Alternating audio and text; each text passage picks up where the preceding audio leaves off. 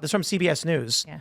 Federal court rules against EPA in lawsuit over fluoride in water. Is this the story that you were talking about? But you could look at Full Measure with Sharyl Attkisson and see an even better story. Let's pull that up.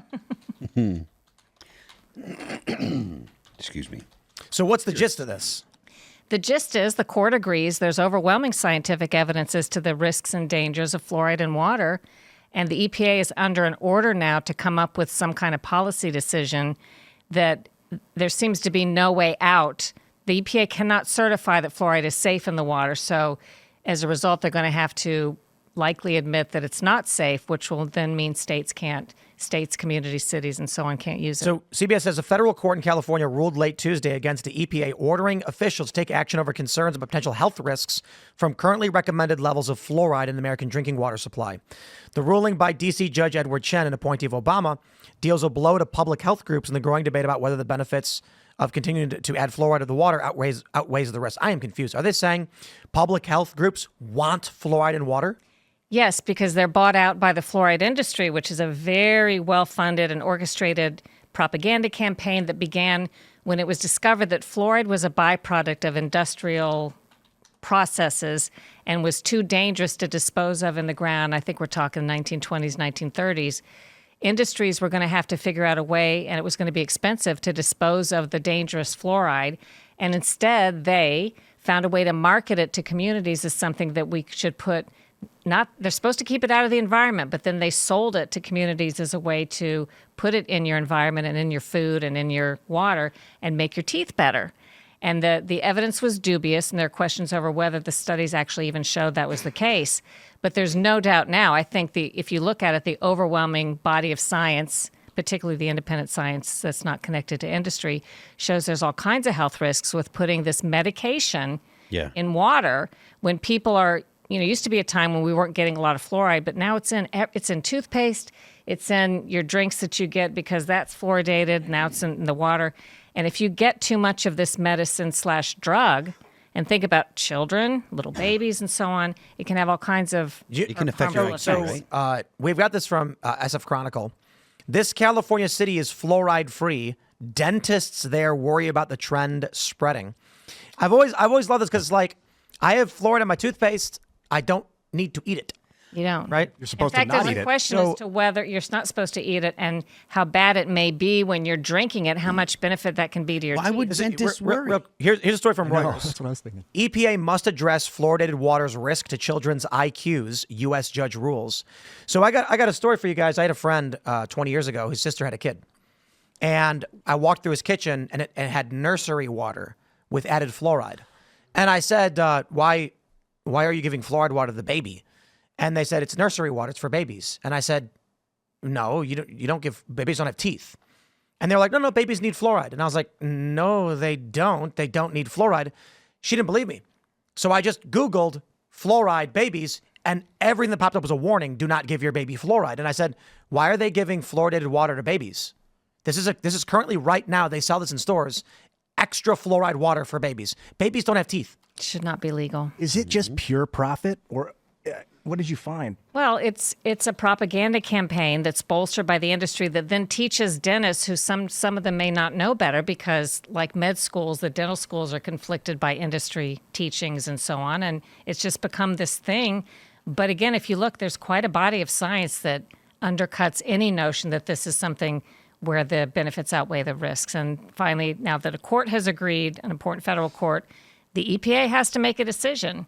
And this was said before Trump took office, but now with Trump in office, there's a chance they may do the logical scientific thing. It's important to know that fluoride, as far as I know, and this could be wrong, but what I've learned is it is good, good maybe, for the enamel. For tooth enamel, it mineralizes enamel. If you're an adult and you have teeth and you're brushing your teeth with it, you spit it out and don't swallow it. But even then, it gets on your gums and goes into the bloodstream through the gum. Sure. So that's toxin. Yeah, if you would consider it a toxin, don't swallow it. A lot of things are, okay?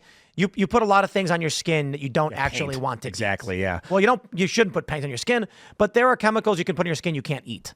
Right? You're not going to eat deodorant. Correct. You don't get much. If you spit it out, you're not getting it all. You don't want to swallow. But how about this? They outlawed red dye number 3 in cosmetics a couple decades ago, but left it in the food under a technicality where they just didn't process that part of the FDA said, we don't have enough money to move on that, to look at it. Well, you saw that RFK Jr. wants to get rid of the grass exceptions, the generally recognized as safe. Oh, yes. So we talked about propylene glycol, which is used as, I forgot what the word is, but it's to make food seem moist.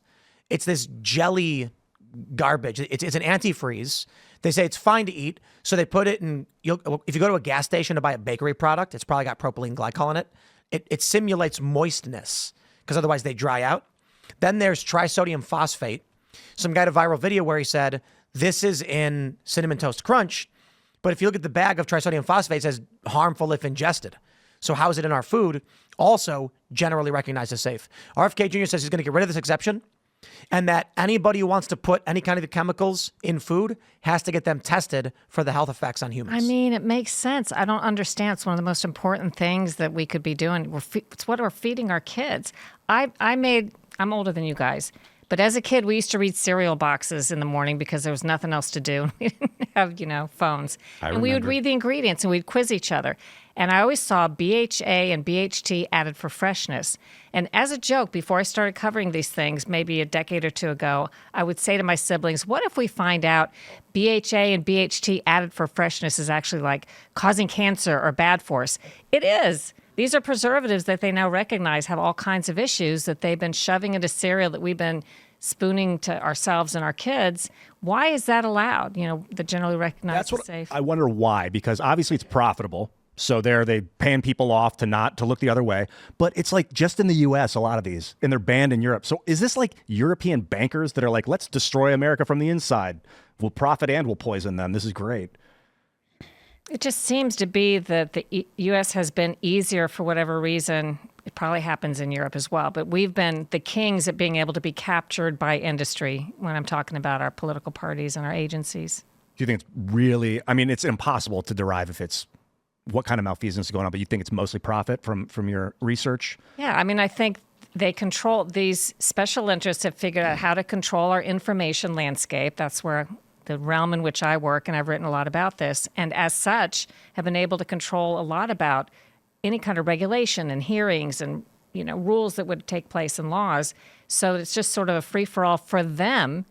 And then the media, because we're captured, we're not doing the proper oversight. We used to kind of be the equalizer. We could step in if maybe members of Congress were corrupt and the federal agencies weren't doing their job. There were we. But now we've stepped back too, because starting, in my view, around the 2005-2006 time period, we got captured worse than ever before. And now you don't see the media doing the fair, dual-sided stories as much. Abolish the FDA too. If they exist and all these things have happened that are negatively impacting people, then the FDA is not fit for purpose. I'd be open to retrofitting the FDA, if it actually worked. Let's get rid of it. But some oversight might be nice, because what if? Well, that's what insurance companies are for. I disagree. I think we need more regulation. You got to protect the dumb masses. I don't know. It's not about protecting the dumb masses. It's that. The average person doesn't understand when they put yellow 5 on a food box, what is that? And the average person just thinks yellow dye is not a big deal. If they were forced to actually put the name of that product, and they should be, how about we play this game? Don't ban the artificial dyes, name them. So yellow 5, they would put tartrazine, parentheses, coal tar derivative. See if people want to eat that. Okay. Do you guys know about the Yucca app? So it does kind of what you're saying, why I love it. You can use this and scan anything at the grocery store, even cosmetics. I accidentally scanned something or stuff you put on your face. And it not only tells you the health stuff, which I think a lot of apps do, like what's good or what's bad. It tells you these additives and chemicals and preservatives and what they cause. So instead of having that cute little name, you can click the button. It rates the food good, bad, poor, whatever. But then it tells you why. And when I'm looking at food now, if it says, oh, maybe it's got a little too much fat in it, I'm okay with that. I'm looking for the chemical stuff in there and the cancer-causing stuff. I got bad news for Maha. I got bad news, Phil. Ruh-roh. We can tell people that we want to make food better. We can ban artificial dyes. We can do all of those things. But there is a commercial on TV, several actually, where a man eats a slice of pizza and then goes, oh, oh, and then it's like your favorite food's causing you pain. Take this pill. I'm not going to name what drug it is. He then takes the pill and smiles and eats the pizza. Yeah. And I'm just sitting there thinking like, dude, if doing something is hurting you, you're supposed to stop doing it. But imagine there's a guy putting his hand on an electric stove and going, oh, it burns, but I really want to. So we take this painkiller. This Novocaine in your hand. Yep. And he's like, Now I can keep doing this thing. It's like, bro, you're hurting yourself. People will choose to eat things that kill them and take drugs to mask the pain. Yep. So I don't think that actually labeling the food's going to save the average person. That being said, there's a mom out there who doesn't know when she buys cereal that she's giving her kid some pesticide or some other garbage. And if she did, she wouldn't buy it. Right.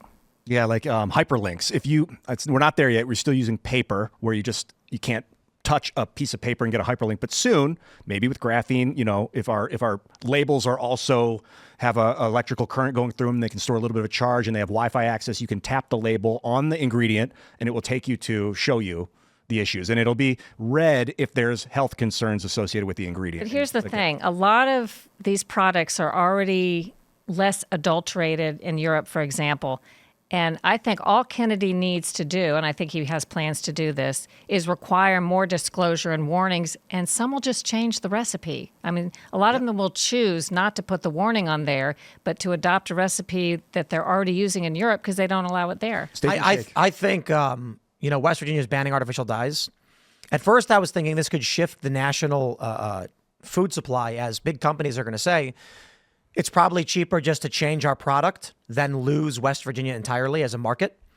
But then I remembered what these companies said about why they use these dyes in the first place. When they tried using the natural food dyes, which are actually in some instances cheaper, they didn't sell as well. People wanted the brighter, vibrant colors.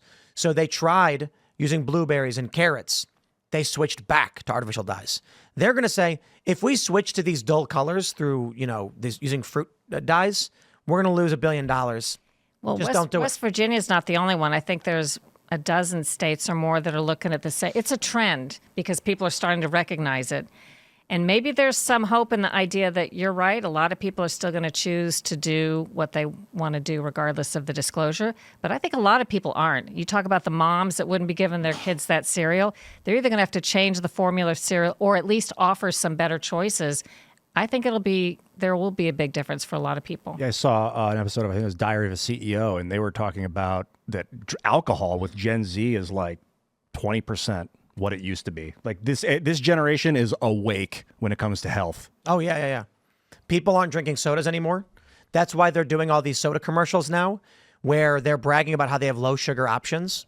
But it's because the younger generations are not drinking sodas. Do you know, I drank a Coke every day, at least once since I was a kid, because that's my coffee in the morning. And I stopped, I think, 3.5 weeks ago today. Wow. No Coke. Awesome. I listened to a podcast about sugars and sucrose and fructose, and I'm like, oh, dang, something else I got to cut out. But it's so bad. Not just shocking the liver and turning into fat. Yeah, and the insulin and your metabolism. And You'll also notice that millennials tend to say, how come people looked so much older back then? Like they show pictures of the Seinfeld cast and they're like, these people were in their early 30s, late 20s, early 30s, and they looked like their 40s, late 40s. Yeah. What was causing it? I think it's actually pretty easy. 3 things. The first is the obvious. They drank a lot more back then. They smoked a lot more back then. But more importantly, they also went outside a lot more. And the sun damages your skin. So you combine those things. The reason why I think that the current, millennials and Gen Z look a lot younger, even Gen X looks a lot younger, a lot less time spent outdoors, a lot less sun damage on the skin. what is your theory about Donald Trump? So he's 78 years old. My husband's 78 years old. And he's got a lot of health issues and problems. But I know a lot of 78-year-old guys. I don't know any of them that move and act like Donald Trump. Trump never drank. Like him. Okay. I'm wondering He claims to have if never that's had a drink. And it's true because if anyone had ever seen him sip anything, we'd know about it. Well, they've claimed it, but his story is that he's never had a drink. His brother was an alcoholic and it terrified him. And so he stayed away from it. Some people have argued they've seen him holding drinks at parties, and that's their proof. BS. You'll see me holding a drink at a party. It's going to be a club soda with a splash of cranberry, and it's not alcoholic. So they may have seen Trump holding something. It could have been apple juice for all they know. He's got the other day during the interview, which I mentioned, he was 3 hours late because he was talking to NATO and dealing with Russia. And he walks in, having not had dinner yet, because I asked him late. And he strolls in like a guy who's 30 years old. I know he doesn't look like he's 30. I'm not saying that, but he moves like a boss. And I'm thinking, I don't know 78-year-old guys. And I do wonder, is it true that you destroy all the brain cells when you heard when you were a kid? I did. You destroy 10,000 brain cells every time you get drunk. Do you ever hear that? Something like that. There's a phenomenon called neurogenesis where your body recreates neurons and grows new neurons. And Trump might just, because, he's living his best self. He's like truly in line with God, whether you like him or not. He's like being his ultimate version of who he can be. So he's aligned. He's not stressed. He doesn't seem stressed about secrets and all these. He's like just doing.